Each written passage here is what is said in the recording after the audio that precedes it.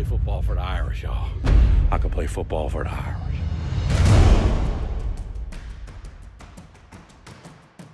Catch me on tour. Tickets to all shows are available on my website at ryansickler.com. The HoneyDew with Ryan Sickler.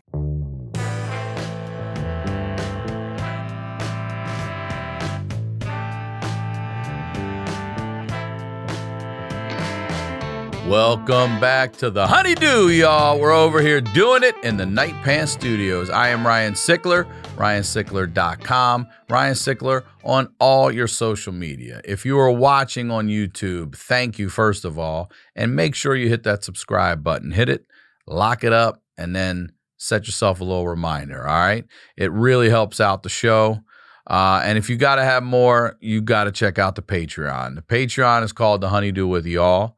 All right, it's $5 a month. If you sign up for a year, you get a month free, and you're getting the HoneyDew a day early, ad-free at no additional cost. All right, you get the audio feed, you get the video feed of the entire back catalog.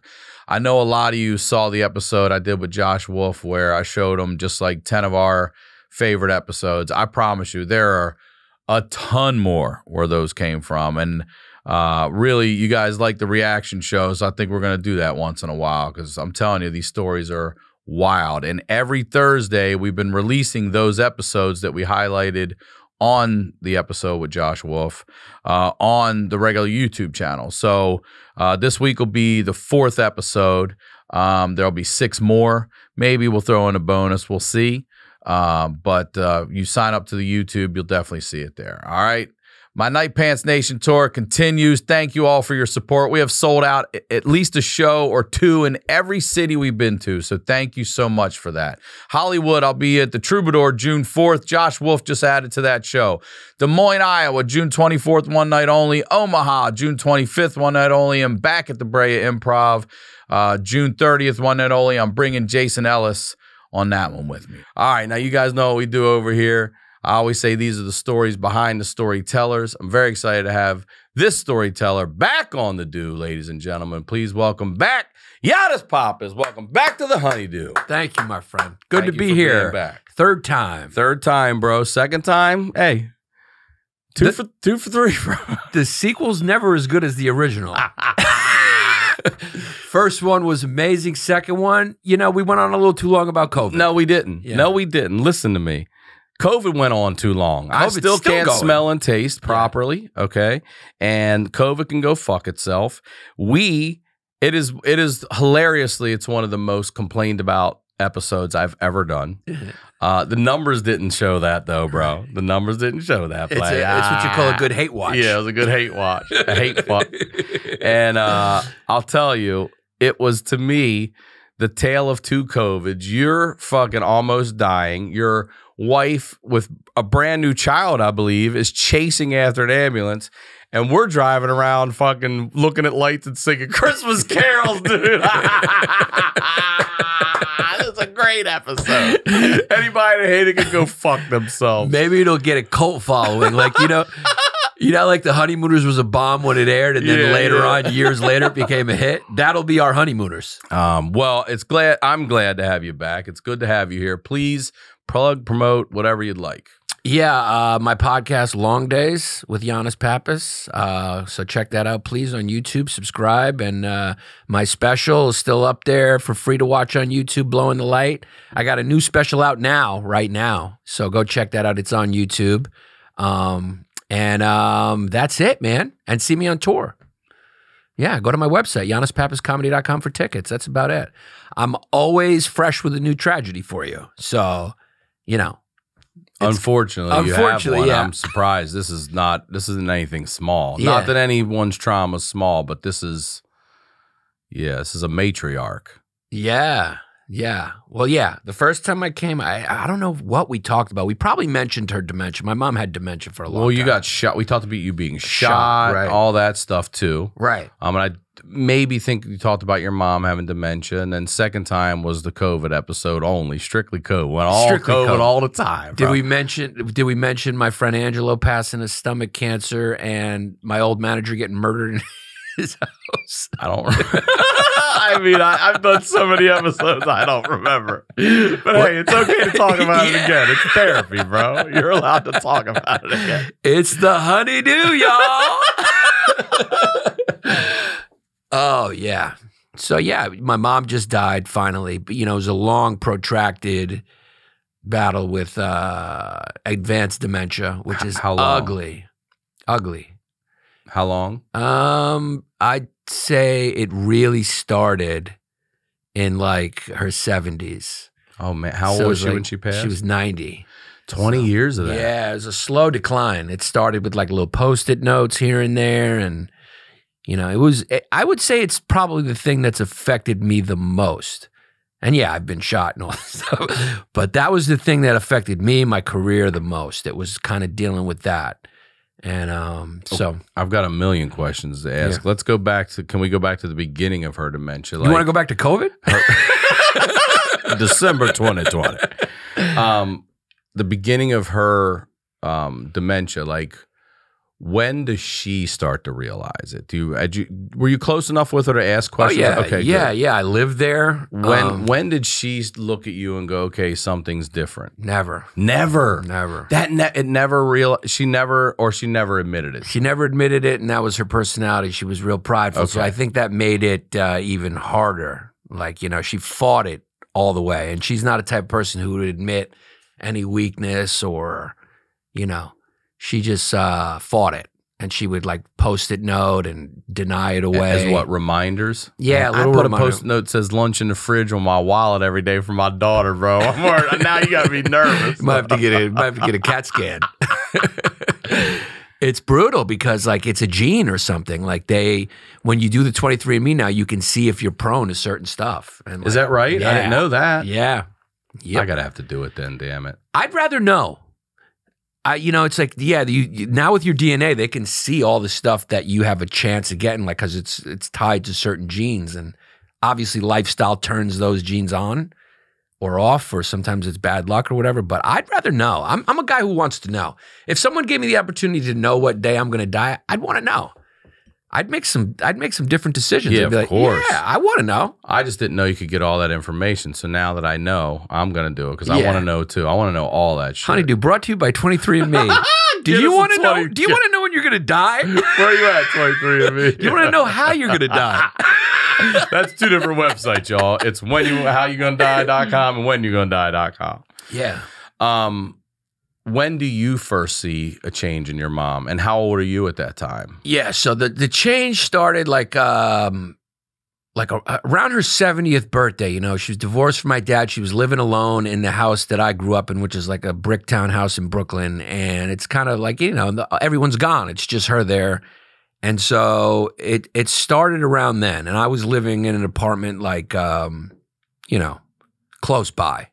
So I lived there for 8 years, like kind of like 6 blocks away. And, you know, she would call and, you know, it started with like, I thought it was like, she's just lonely. She wants me to do certain things. I want you to come with me grocery shopping and stuff like that.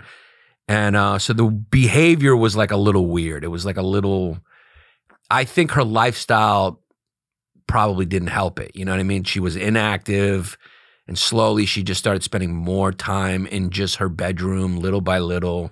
Any pets? No pets. No pets. No pets. And at one point, me and my ex-girlfriend, Jessie May, lived there with her while she was like declining. Oh, really? So like, yeah, there was times that we had 3 dogs together. We had like a pit bull, this other dog, which is like a Portuguese Padango, I think they call him. And she was like a mix, and then her little Chihuahua. And my mother would like we'd leave or something, and my mother would like walk the dogs with like the leash on wrong, and somehow it, you know, and those are big dogs, and she's like a tiny elderly woman with dementia, and she would forget if she walked the dogs. It became like a thing. It became to the point where like when I was living there, and Jessie May was living there with me at the home, and I was there kind of, you know, partly because of that, mainly because of that. There would be times she would just keep coming in. She would keep knocking on the door and coming in. It was things like that, like to check if I was there because she forgot I was there. That quickly? That quickly. It started to really progress. She'd leave Wow. the stove on and leave like eggs burning. She'd burn all these pots. So that's where it starts to get dangerous. Right. Yeah. And then she had a tenant. So I just kind of became like the de facto landlord, but she would start fights with the tenant, and it was real difficult. It was very difficult. It went from there, and it progressively gets worse. That's why it's like Chinese water torture, the whole thing. Because she was managing the way she managed, especially the prideful woman that she was, but it was a dangerous situation. There's tenants upstairs with kids. She could burn down the house. So I was living under this. Herself, anything. Could kill herself. So I was constantly living these past, 10, 15 years just with this fear, when I went to Miami, I took a TV job in Miami in 2013. Me and my brother got like a woman in there who would like spend the day with her, but she would leave at night. And so my mother was there at night. And at that point, 2013, she never called me. We didn't speak hardly ever. She kind of forgot that I was my number. That's when she forgot my number, didn't know where I was, and wasn't remembering to call.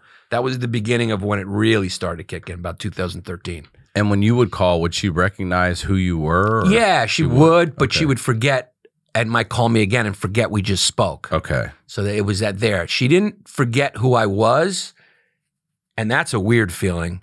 But all the time?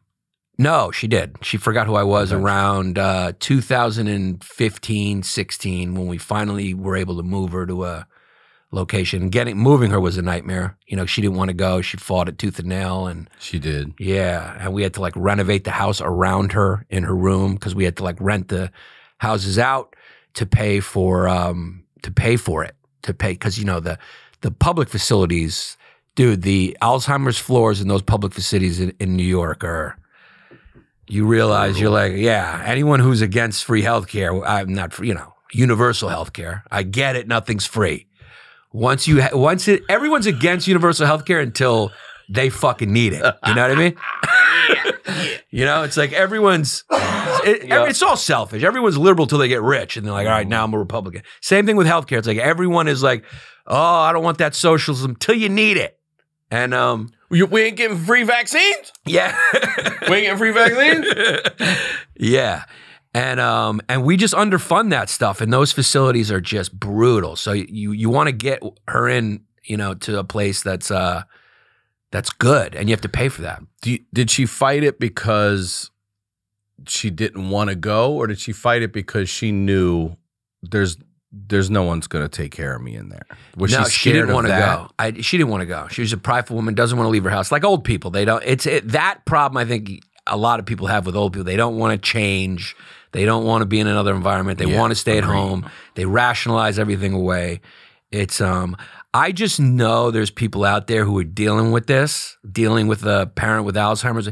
It is, the brutality of it is hard to describe. And like, if anyone's listening who's going through it, I know what you're going through. There's no solutions. There's no way to fix it. There's no way to not worry. There's nothing that's going to help. You're completely overwhelmed, and it affects your life in one of the hugest ways outside of having something wrong with you, like a major illness, that is imaginable. 20 years was not a number I thought you were going to say. Yeah, that's what it was. That's a long time. From 70 to 90 is really when it started, and then it kicked in. It got progressively worse until, where it was, where she had no idea who I was. I've heard about these communities. I don't know if they're, look, I know nothing. I've heard of things, okay? They float my way, and I probably retain about 25% of that, which is probably 10. But my numbers are like inflated. A true pothead. My numbers are inflated. But I've heard of these communities where they can put patients with dementia, and they're like a very structured area. So they can walk to the store, and they go in, and the people that work there know they're coming in, they're helping them with things like that, so they can still feel like they're doing something and help maybe empower them. I don't know how many of them there are out there, but it doesn't seem like there's a lot of that. No, I wish there were more. That's amazing. the people who do those types of jobs, like I have the utmost respect for. I got a special needs brother. My mother had dementia for as long as we've mentioned. You know, my dad had cancer and he passed away. He was 91, so, you know, he had a great life other than that. But the people I've been around that recently so much, nurses and caseworkers and people who do that, it's another level of human being. Like, it's just, those are the people that hold this whole thing up, man, and they get no credit while we're sitting there worshiping like some actor. It's like, those are the people who are valuable. Those are the people who, amen, when you need when you really are down, those are the people, the patience they have and the job they do is invaluable to you when you need it and to our society. And I just have the utmost respect for what they do because I've watched it and they've taken care of my loved ones. And it's beyond, I am beyond grateful for them, because when you have a family member, your mother or whoever, your father, your grandmother, your grandfather who has Alzheimer's, you can't take care of it. And that's another thing that hurts you. You can't help. You can try, but you need a professional. Then you have guilt. You have guilt. Then you have guilt about not seeing your mom when she's in the place, even though she doesn't remember you, and it's painful for you to go. So it's just it's a world of shit, and the only people who know how hard it is are those going through it. And so it's just, there needs to be like groups where people can talk about, just to feel like someone else can relate to what they're going through, because I know it. I know exactly what you're going, like anyone who's listening to this who's going through it, I know exactly what you're going. People I know exactly what it is. I know how helpless you feel. I know how overwhelmed you feel. I know how guilty you feel. I know how sad and angry you feel. Then you get angry. You get in denial, right? Because like your mother's being difficult, and then you're like, you don't know if it's real. You don't know if she's, you know, and then if she's resisting, that's a whole nother level of frustration. And there's nothing that has affected me more than that. And it hurts your career. It hurts your relationships. You get angry. Your patience is gone because you're dealing with something that's overwhelming. It got to the point, and this is the hardest point for me, was I'd be doing stand-up, and well, I'm feeling this one. I'd be doing stand-up, and there's something that happens when you have Alzheimer's called sundowning. So at night, the Alzheimer's gets worse for some reason, and that's why they call it sundowning. So everyone who has advanced dementia, Alzheimer's, or any type of dementia, sundowning, when the sun goes down, they get more confused, and they just lose it. They don't know where they are, and they start panicking. So when my mother started sundowning, I would be, you know, I work at night. So isn't that a great combination? You know, so that's when I go to work, is when she would be at her worst. So she would call my phone and say like, you know, I'm trapped. I may even have a message on there still, because I just kept it because it's the last time I really heard her talking to me. And, you know, I'm trapped in this building. You got to get me out of here. She didn't know where she was. She was at home in her room. She's like, I'm trapped. You got to get me out of here. And I would have to go on stage. And she would keep calling with the same message. She'd be saying the same thing over and over. So it would just be like 20 calls in a row. So I'm on stage telling jokes, and I just feel my phone vibrating over and over again, and I know what it is. And I know she's panicked. I know she's in a frantic state. Now here's my question, and she's alone. Too. Does she not remember that she's called and left that message? She does not remember. So that's why you're getting 20 calls. She has no, and it's coming in quick too, because her memory's that gone. And it's the same message. It's the same word for word. Word for word. It's the same. Like almost like pre-recorded. Almost pre-recorded, the same message. Whoa, dude. Yeah. And that's what's going on in your fucking... I'm telling jokes. So you're on stage entertaining an audience, and there's a whole nother world going on inside your pocket, and I'm just and that trying poor lady is trapped. And I'm trying to compartmentalize and like be funny and like cheer these people up when like I need cheering up. You know, so it was really... It was that was towards the end, and then at that point, like, and me and my brother, it causes strain on me and my brother would fight a lot. Is this your only brother? I have one brain injured brother, and then my brother, who was the one me and him primarily dealt with all this for so long. And so my brain injured brother obviously went through them. You just say brain injured brother like it's like everybody's got one. You know what I mean? Yeah, like he. I don't know if I talked about it on the first. I can't one. remember because I have brain injuries. Yeah, I think we talked about it.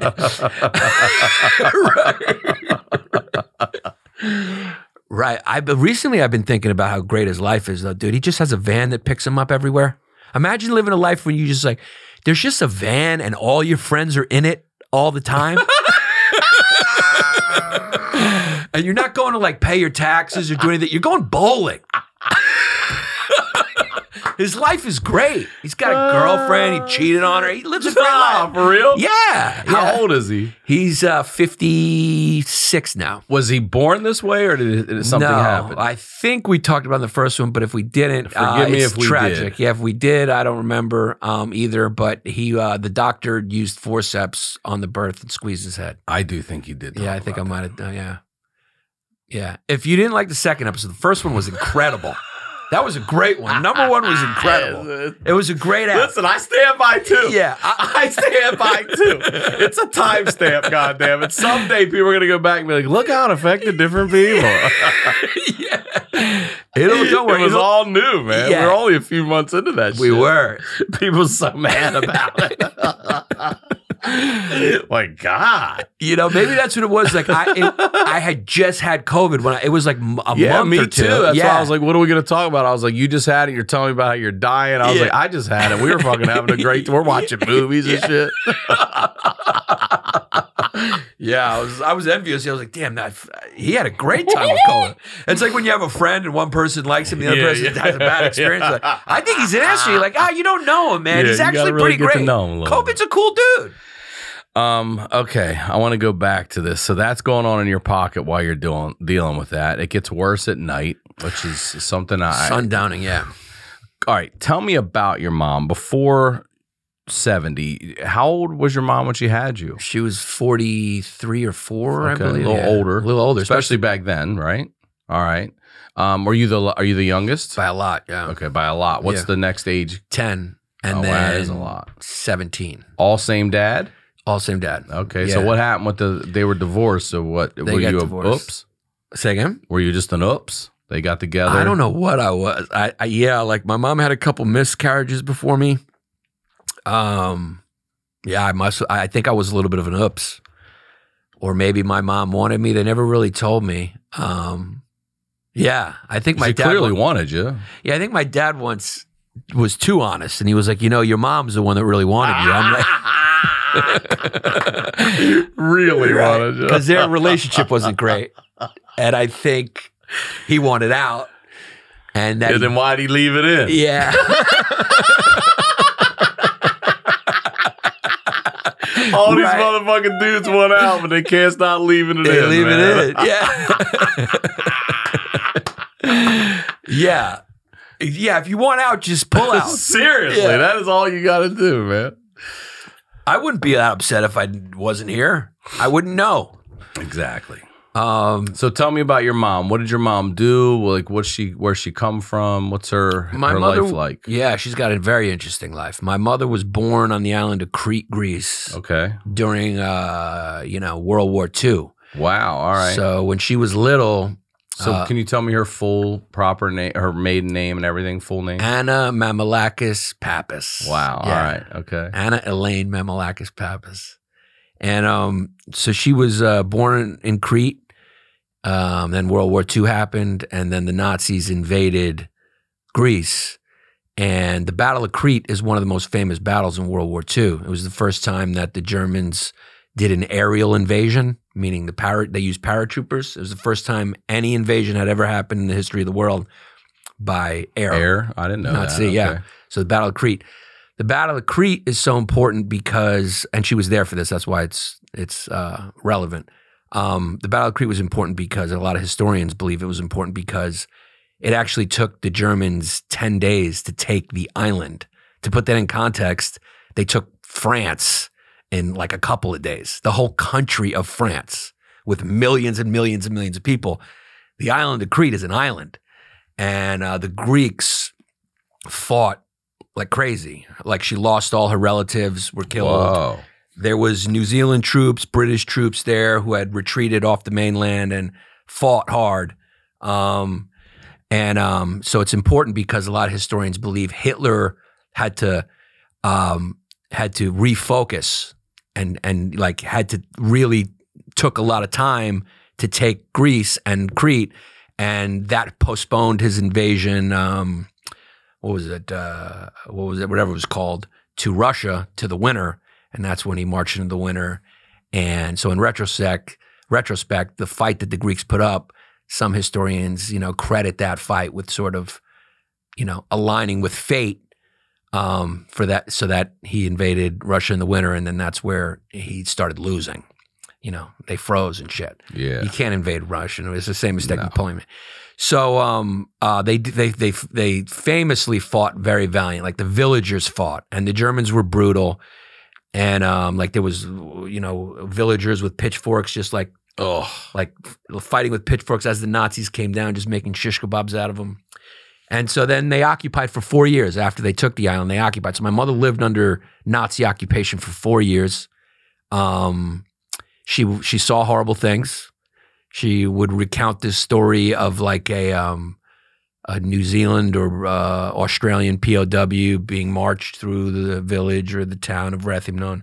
And she remembered once as a little girl, one of them reaching for a fruit because they were like so thirsty or hungry, like past the market. And a Nazi soldier beat that POW to death with the butt of his gun. And my mother saw that, and she would, every time she would tell that story, she would cry. My mother ended up becoming a human rights lawyer. Wow. Yeah. So she came to America at a time where she's the same age as Ruth Bader Ginsburg. So at that age, at that place in history, that time, there was like virtually no women going to law school. So she was one of 4 in her entire law school at Brooklyn Law School. Your mom's a pioneer. Yeah, she was of that generation. So she became a human rights lawyer, ended up doing international rights for children work, headed up a project called Unitar. It was Unitar. It was what was it called? The Law and Status of the Child. Is a big contribution to like international law for children that she did. She argued a case in front of Supreme Court, the United States Supreme Court. It was written, but it was a case. And she had 4 law degrees. She was a very proud, smart woman who ended up doing some good in the world with her advocacy for children, specifically. And she helped my father in his law practice. They were both lawyers, and so if you don't want to get a divorce, don't work with your spouse. That's just like too much. Yeah, I mean, agree. I guess it works in Tom's case, but other people's case, it's rare as fuck. It's rare. Yeah. So this is a brilliant mind that, I mean, if we're pulling out the human element to it, this is a brilliant machine you're watching now go kaput over 20 years. Brilliant in some areas, and others, yeah. Right. Yeah. But yeah, I mean, she was an accomplished person, and that was important to her. And yeah. And watching it just kind of, decompensate slowly. Rough. At what was she able to retire from work before the? Yeah. Is it a disease? Is it a disease? It's a disease. It's a disease in the brain. Took her. Yeah. Yeah. So she was able to retire on her own. She was done at like 65, I think. She got to enjoy a few years of life before it really started to mess with her. Yeah. Her and my father had a real bad divorce in her early 60s. I don't know why you get divorced at that point. Oh, wow. In their 60s. 60s, yeah. And why is it ugly? At that point, you'd feel like, thank God. Will you just sign here? Oh, yeah, no problem. It was. You can sign my name. It was actually very ugly. In the 60s? Why? I don't. My mother is a fighter. So it's like, that's her personality. Like when she had something to fight, she's best when she has like something to fight. If she doesn't, she'll fight me, she'll fight him, she's a fighter. She was a fighter.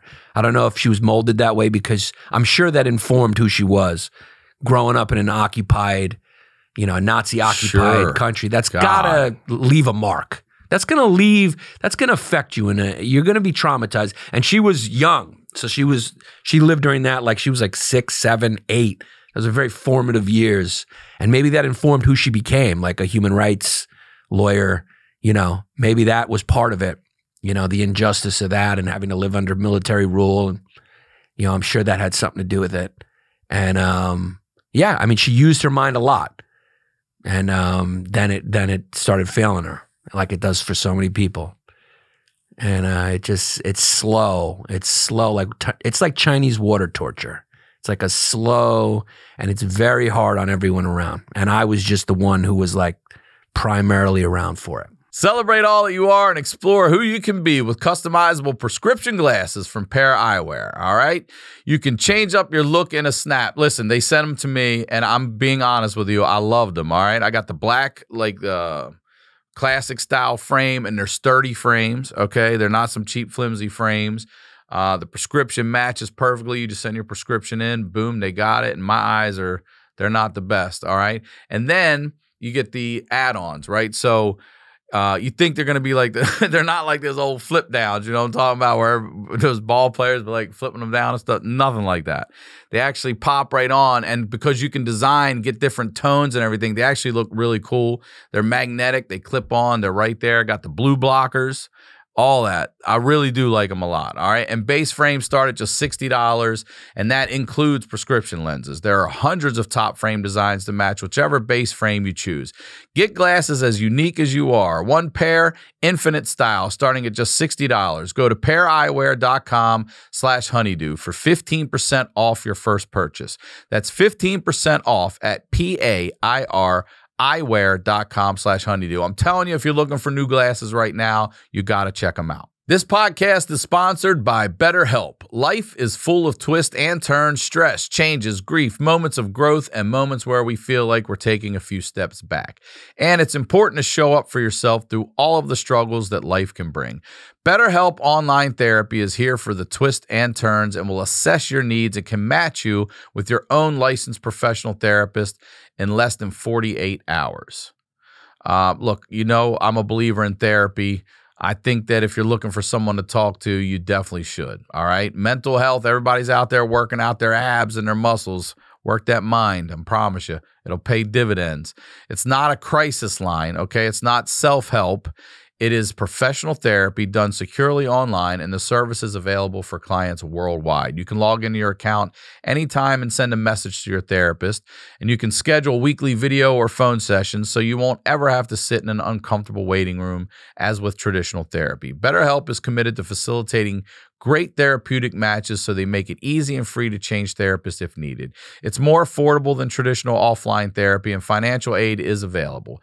BetterHelp is a great way to show up for yourself and invest in your well-being because, well, you deserve some inner peace. Visit betterhelp.com/honeydew. That's better, H-E-L-P, and join the over 2 million people who have taken charge of their mental health with the help of an experienced professional. In fact, so many people have been using BetterHelp that they're recruiting additional therapists in all 50 states. Special offer for the Honeydew listeners. Get 10% off your first month at betterhelp.com/honeydew. That's betterhelp.com/honeydew for 10% off your first month. For most of us, learning a second language in high school or college wasn't exactly a high point in our academic careers. All right, I took Spanish 101 in 8th grade. Got all the way up to 11th grade where I started getting a D, started dropping my GPA, and you're not going to mess my 3.0 up because that's a good student discount on my State Farm insurance. Now, thanks to Babbel, the language learning app that sold more than 10 million subscriptions, there's an addictively fun and easy way to learn a new language. Whether you'll be traveling abroad, connecting in a deeper way with family, or you just have some free time, Babbel teaches bite-sized language lessons that you'll actually use in the real world. I chose Spanish again because I tried it before and I wasn't great at it. Just went to Mexico and my español es muy bien. Babbel's 15-minute lessons make it the perfect way to learn a new language on the go, and other language learning apps use AI for their lesson plans, but Babbel lessons were created by over 100 language experts. Their teaching method has been scientifically proven to be effective. And with Babbel, you can choose from 14 different languages, including Spanish, French, Italian, and German. Plus, Babbel's speech recognition technology helps you to improve your pronunciation and your accent. There are so many ways to learn with Babbel. In addition to lessons, you can access podcasts, games, videos, stories, and even live classes. Plus, it comes with a 20-day money-back guarantee. Start your new language learning journey today with Babbel. Right now, save up to 60% off your subscription when you go to babbel.com/honeydew. That's BABBEL.com/honeydew for up to 60% off your subscription. Babbel, language for life. Now, let's get back to the do. What surprised you the most about it? What it actually is hard to believe when you're dealing with it. Well, at first, when she's like, when something happens, you don't think anything's wrong. You know, like everyone forgets something here or there, you know? And like,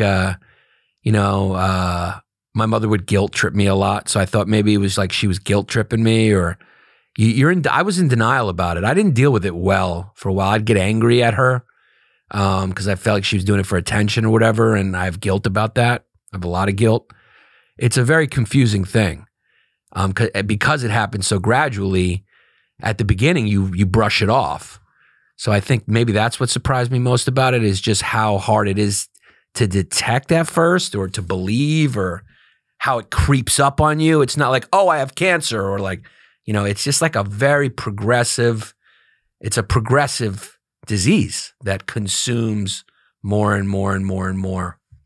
So, I would say that, yeah, just like not believing it at first was the most surprising thing about it, and how it progresses is kind of surprising too. How it goes from, like I said, a Post-it note here to not know. My mother didn't know who I was.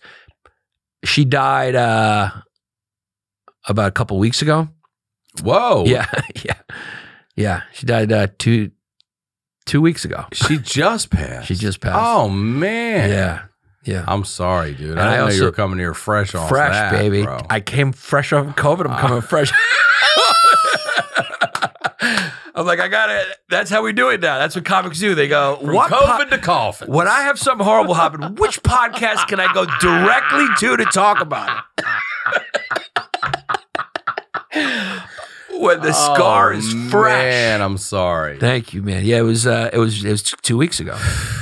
Jesus. And we're coming off of COVID, so she was in a nursing home, and so I didn't see her for 2 years.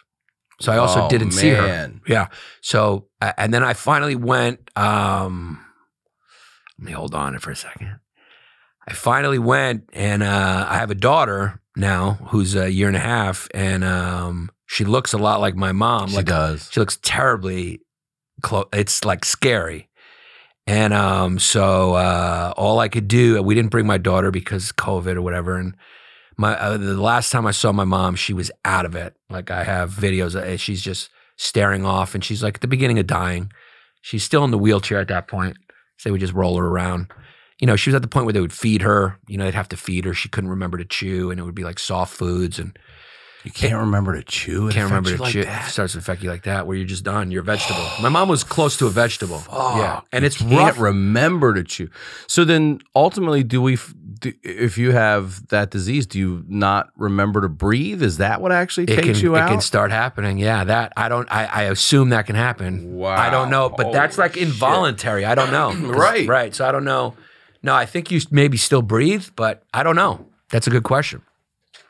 But definitely the chew. She didn't know how to chew, so they would like force her to chew, or they do things, and it's those floors. They're always locked off because they don't want them to wander. So there's codes for the elevators and stuff, and those floors are tough. That's a tough site to go into, and I have guilt, but there's a lot of me also that just didn't want to see it. I know she doesn't remember me anymore, and it's like, I mean, COVID, it was kind of a little bit of an excuse. Like, I could have gone there in masks and stuff, but, part of when your mother gets to that point, like when she died, I wasn't that upset because she was kind of already gone for me. It's like you almost celebrate the death because you don't want to watch anyone live like that because it's so brutal to watch. Right. And so it was a little bit of a relief, like it's over. Like she has no quality of life. And so you have a little guilt about that. And there's just a lot of real confusing emotions that that you go through and dealing with it. And it's one of the worst things. There's no way to sugarcoat how torturous and brutal it is. And I think the only comfort you can get is talking to somebody else who's going through it. Or I know there's someone hearing this who's going through it, going like, they know exactly what I'm talking about. And it probably feels very good to hear that they're not alone. And that's important to know. Like, you're not alone. Somebody knows what you're going through, because I felt so alone. It's very rare you have someone else who you meet who's gone through it, or knows someone who's gone through it, who you can talk to or hear about it. It's just, it's just comforting to hear that, oh yeah, I'm not alone in that struggle. Do you remember the first time she didn't remember you? I don't know. I probably blocked it out. Yeah. And when she doesn't remember you, does she misremember you? Like, yes, misremember. But are you Joe the butcher or something? You see what I'm saying? Or are you all okay? A relative, but always the same person, or never? No, just like always someone different. At one phase, it was like I'm a relative, and then she was so prideful. My mother, I think she would pretend to know who I was. Even at that point, would you give it to her? Would you help her? Yeah, to make her earn it. You're like, no, getting close. Getting warmer. Give me one more guess. I came out of your vagina. That would be hilarious. That would be a hilarious game show. That'd be a hilarious game show. You just all the contestants have advanced dementia, and you're like, okay, welcome to Is That My Son? Welcome to Who Am I? And it's just people with dementia and former football players with CET. Former football players. Or we could do a show on VH1 instead of Where Are They Now? You could do Where Am I Now? Oh man! Welcome to Where Am I Now with Wes Walker. Oh God, Wes Walker and my mom.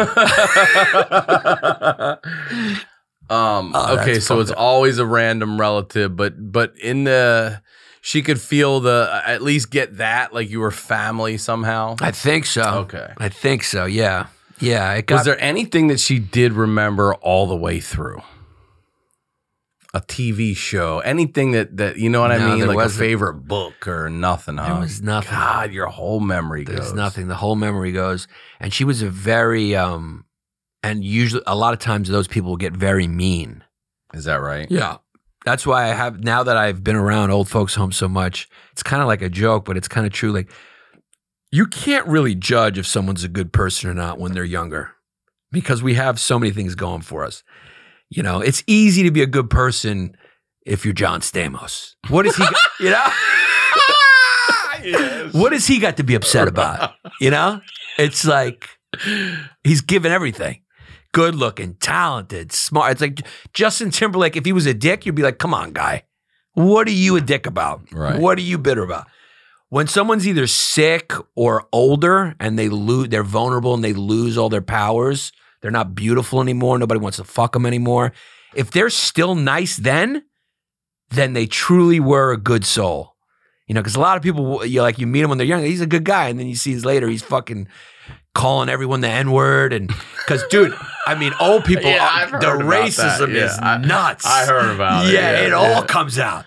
And these people still take care of them. Right, that's they why still take care of them. That's why these people are such beautiful people. They still, after getting berated, and called the most awful things, they still do it.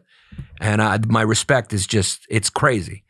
But yeah, that's how you just can't, you don't know if someone's good until you see them later. And I knew she was a bitch. Yeah, she was hiding it. Oh, yeah. I told you. Yeah. I always knew. My mom actually was nice. She was a little tougher when she had her faculty. She was a fighter, like I said. And she was nice. The staff was she was pleasant. She was quiet, and because my mother was a very anxious, overthinking person. And I think there was part of the silver lining, I guess, is she didn't remember what she was stressed about, Yeah. It's there's a silver lining in everything, Man. What age do you have to take her keys away? Oh man, yeah, it was who did that? 2016. So 2016 was when like those calls were happening every night, and I said to my brother, I'm like, and me and him, it affected our relationship. And anyone who's listening, it's like, it's hard because you guys are gonna go at each other's throats, your siblings, and you're gonna feel like I'm doing more than you're doing. One of you's gonna feel burdened. The one who's there is gonna feel burdened, and it's not fair. I'm doing all this. I'm shouldering all this. So my brother didn't live, he lives in DC. So I was shouldering a lot of the day-to-day. He did a lot of other stuff that maybe in retrospect I didn't appreciate because I was dealing with I was a soldier on the ground, so to speak. He was doing a lot of the all the stuff she messed up. Parachuting in, bro. He was parachuting in and parachuting out.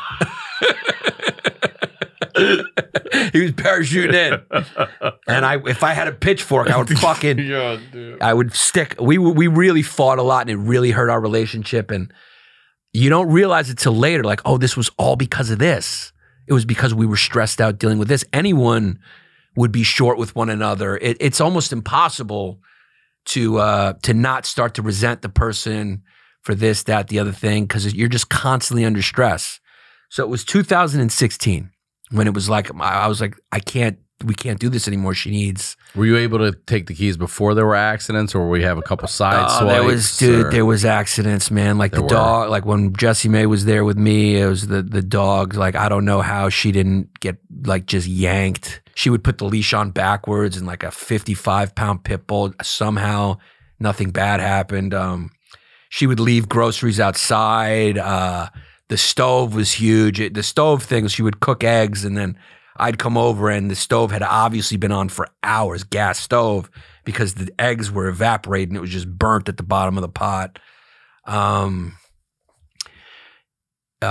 mean, specifically any car accidents? Were you able to take her keys before? She didn't drive, thank God. Okay. So she didn't drive, and she wandered once or twice, and a neighbor brought her back. It's so brutal.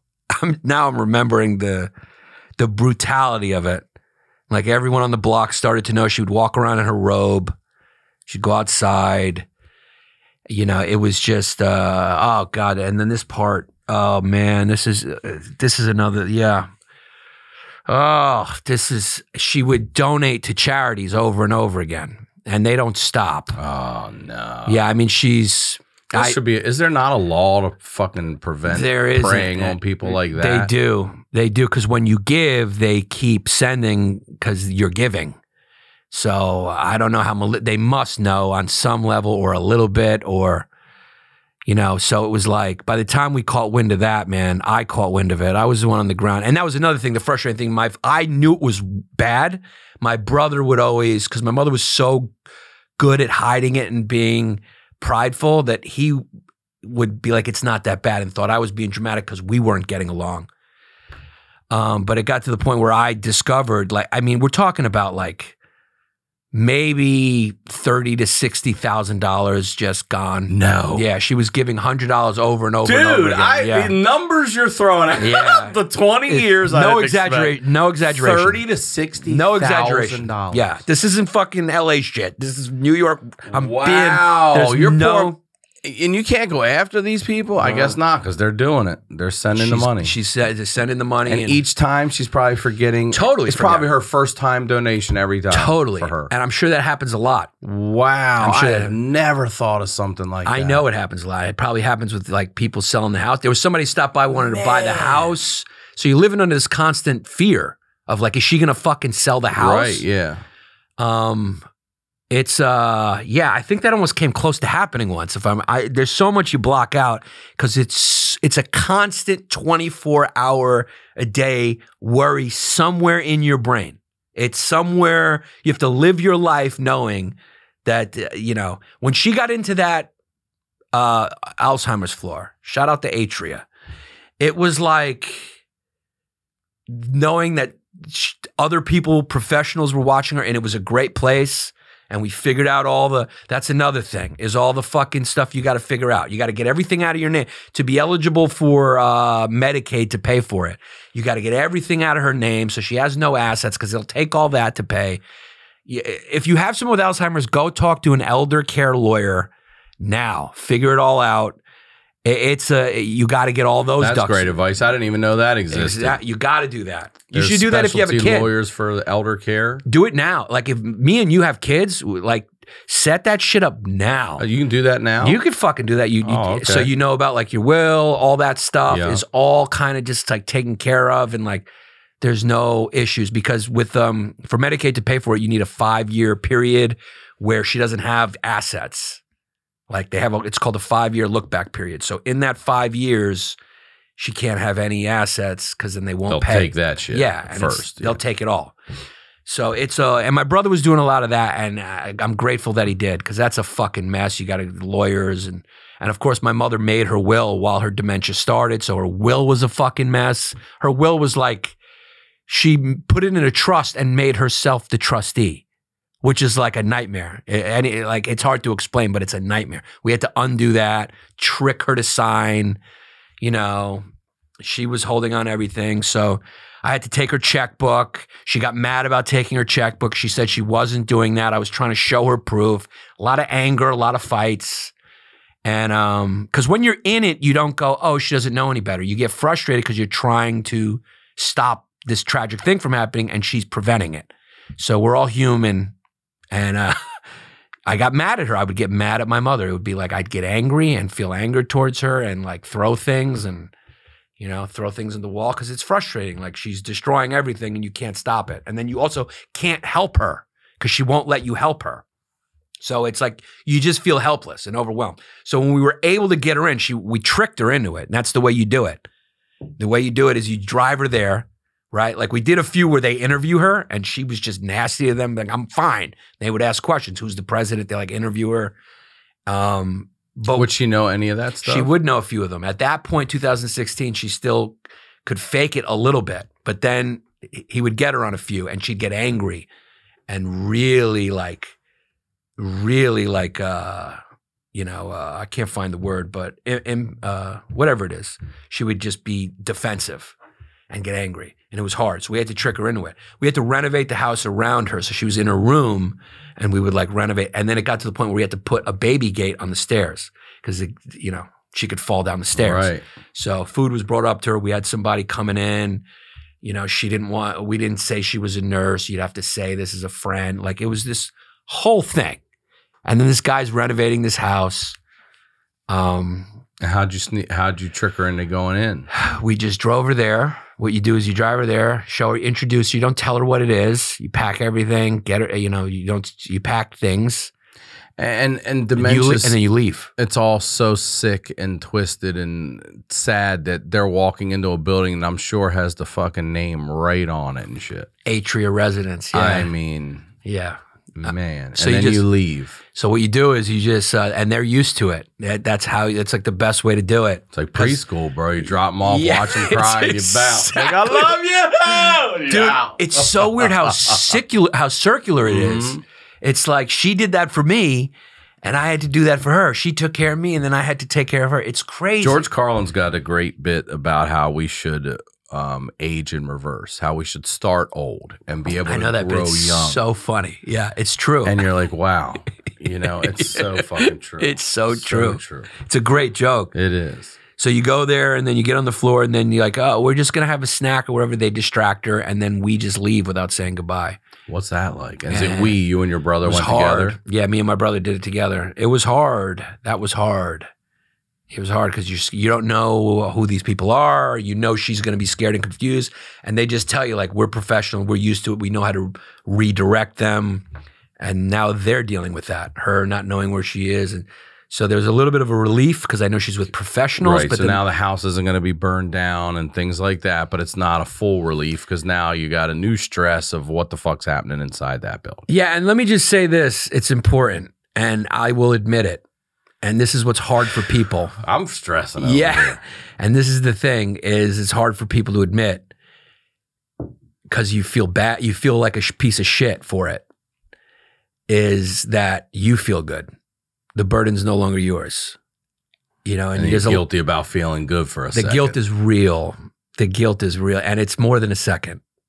It's more than a second. It's like a really good feeling that you don't have to shoulder that anymore. And the guilt is real. Because look, you're leaving your mom with strangers.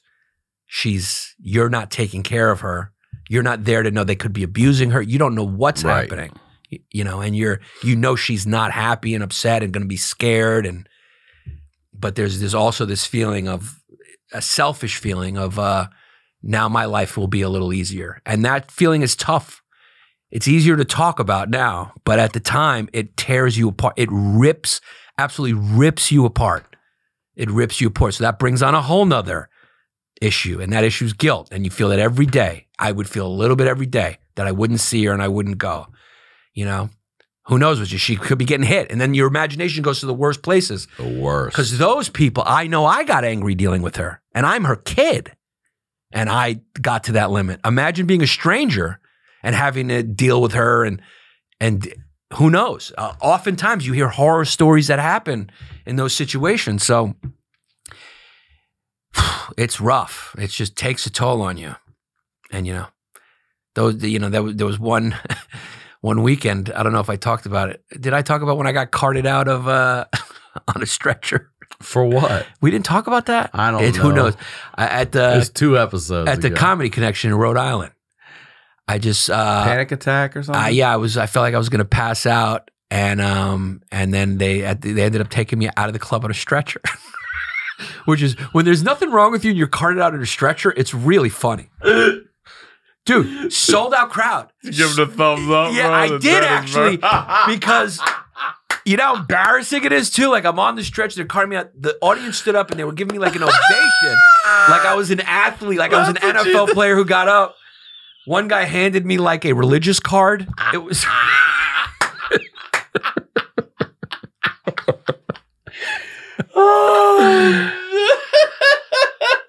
You know, and it was like, this is what...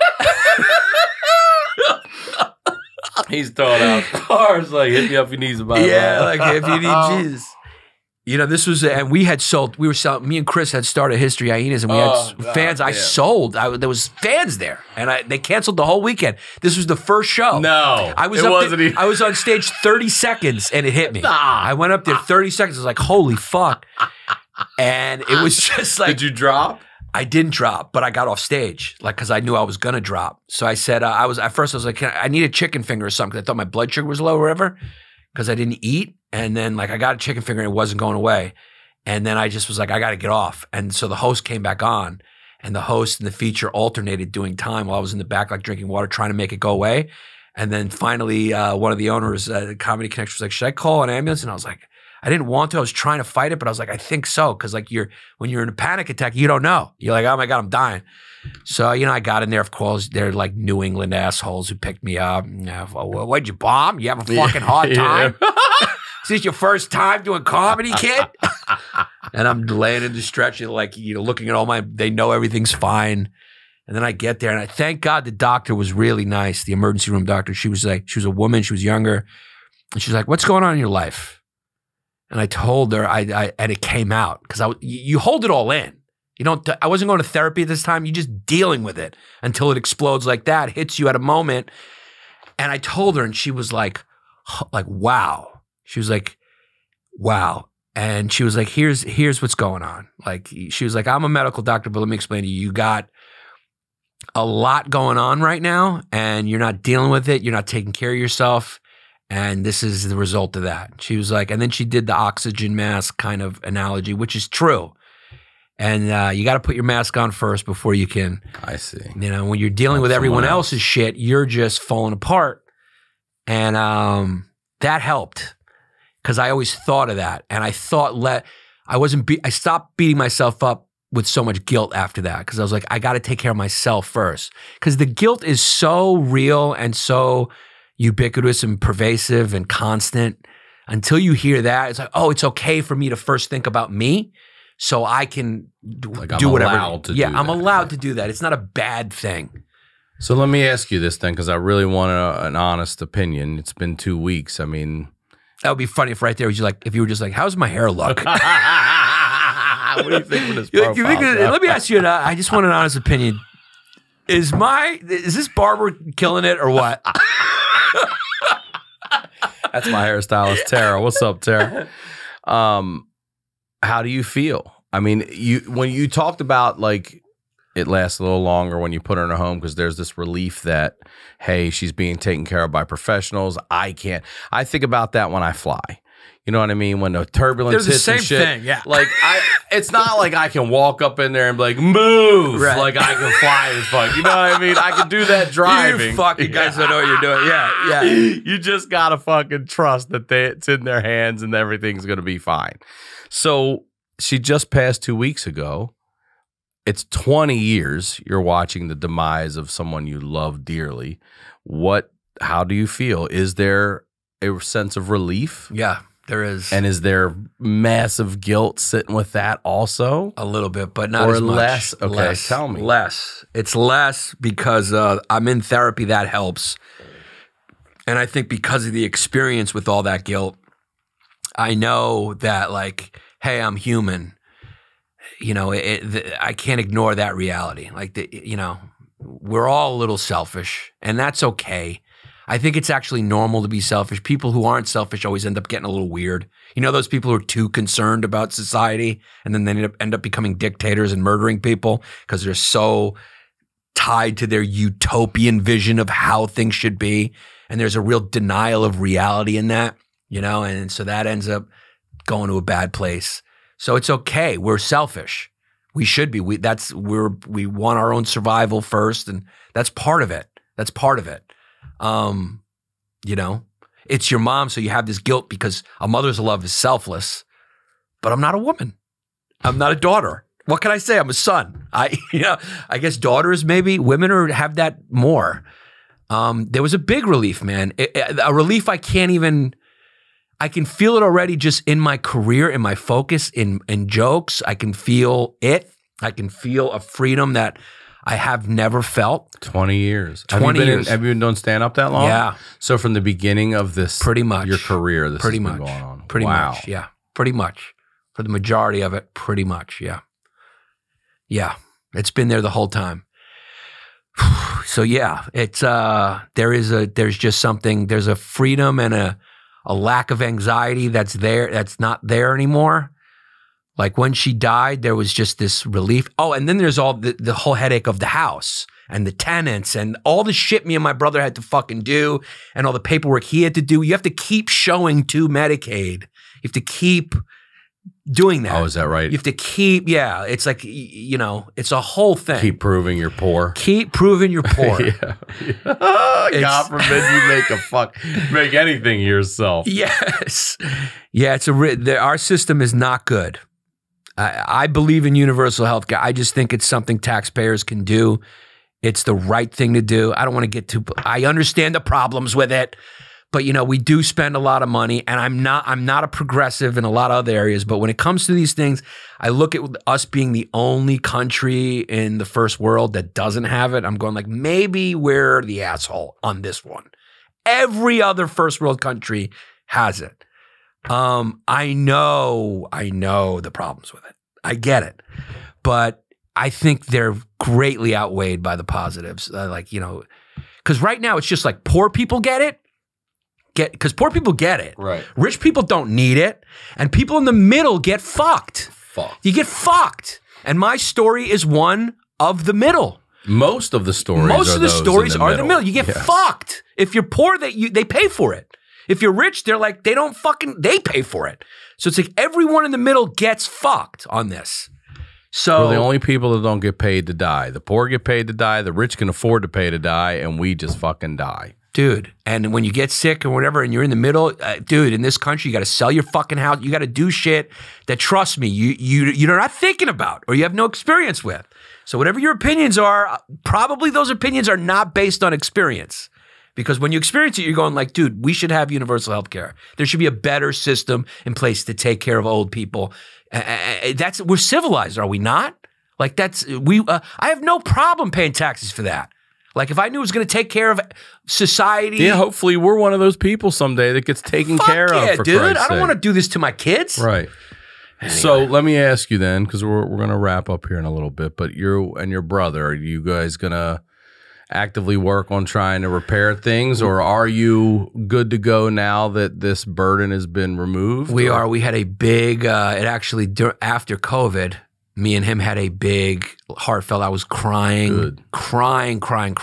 I was in a vulnerable state after what I went through with COVID, and we had I just apologized. We had a huge cathartic reconciliation, and I probably feel best about that. That's probably something that, because you don't want to go through, if you don't want to be fighting with your siblings, because that's my family now. That's all I have is him, and now we got to take care of my other brother. He's in a program, thank God, but we got to take care of all his stuff all the time. So it's just not worth it with your family. Family's all that matters. All the rest of this shit is just things that you do to kill time, when it comes down to it. So I am most happy about that we've never been closer. Things are great. And I will never do anything to jeopardize that. Even he could be a little difficult. Let's be honest. He's like, me and him are different. He's like, he's like an A-list kind of like, he went to Oxford, Georgetown Law. He's the oldest brother, so he's a little, anal. And I'm hey, man, it's fine. I'm a comedian. I'm like, yeah, whatever. We're like, so we're different. And sometimes he could be a little hard to deal with. And I am absolutely resigned to just take it. Whatever it is, I'll take it. I will not, it doesn't matter to me. And I'll feel it too. I'll feel that thing. I want to shoot back. I want to, because unfortunately we learned that in our family from my parents. That was a little bit of their flaw. Sometimes we fight hard, and I consciously will override. I will veto the president. I will veto the Congress, which is my fucking what I'm feeling, and go I'll look at the big picture and be like, this relationship means too much to me for the rest of my life. I'll just take this right in the ass. I'll take it. Like a good Greek. And he's gay, so it's appropriate.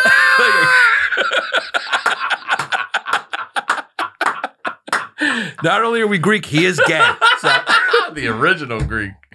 Brother, thank you for coming on here. I know that wasn't easy to talk about, and it's so fresh, man. I'm sorry for your loss. I mean, Dude. by the time this comes out, maybe you'll be healed. It's going to be a second. Yeah, it's going to be a little while.